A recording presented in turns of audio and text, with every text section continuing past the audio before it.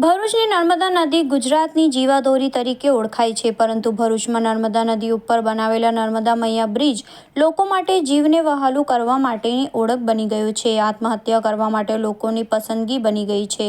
ત્યારે ભરૂચના સામાજિક કાર્યકરે આવેદનપત્ર આપીને જાળી લગાવવાની માંગ કરાઈ છે. આજરોજ સામાજિક કાર્યકર યોગી પટેલે આવેદનપત્રમાં જણાવ્યું હતું કે નર્મદા મૈયા બ્રિજ 12 જુલાઈ 2021થી પ્રજા માટે ખુલ્લો મૂકવામાં આવ્યો છે. ત્યારથી જ સમયાંતરે આત્મહત્યા તેમજ અનેક અનિચ્છનીય ઘટનાઓ બનવા પામે છે. જાણે આત્મહત્યા માટે પ્રેરણારૂપ આપતો હોય તેમ ભરૂચ જિલ્લાના જ નહીં પરંતુ ગુજરાતમાં અન્ય જિલ્લામાંથી પણ અહીં મૃત્યુને વહાલું કરવા માટે લોકો આવે છે અને આત્મહત્યા કરે છે.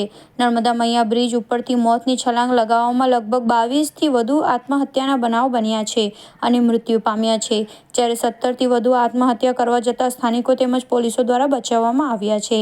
જેથી નર્મદા નદી ઉપર આવેલા નર્મદા મૈયા બ્રિજ ઉપર લોકોને આત્મહત્યા કરતા રોકવા માટે ગુજરાત સરકાર તેમજ ભરૂચ જિલ્લા કલેક્ટર અને માર્ગ મકાન વિભાગ દ્વારા આ વિષયમાં ગંભીરતા લઈ તાત્કાલિક ધોરણે બ્રિજની બંને સાઈડ યોગ્ય ઉપાયથી અવરોધ ઊભો કરી કે જેથી લોકો કૂદી ન શકે એ માટે જાળી કે અન્ય વ્યવસ્થા કરવામાં આવે, જેથી આત્મહત્યાના બનાવોને રોકી શકાય તેવી માંગ કરાઈ છે.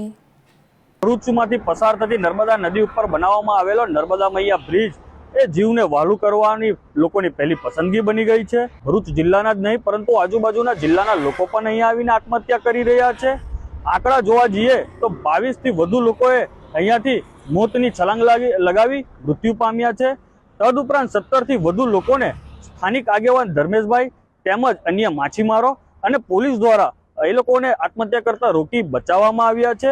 આ માટે આજરોજ ભરૂચ જિલ્લા કલેક્ટર શ્રી તેમજ માર્ગ મકાન વિભાગ દ્વારા સંબોધીને આવેદનપત્ર આપવામાં આવ્યું છે કે બ્રિજની બંને છેડે યોગ્ય અવરોધ ઊભા કરવામાં આવે, જાળી કે અન્ય પ્રકારની વ્યવસ્થા કરવામાં આવે, જેથી આત્મહત્યાઓને આ રોકી શકાય. આવેદન મુજબ જલ્દમાં જલ્દ કામગીરી કરે એ જ આશા છે.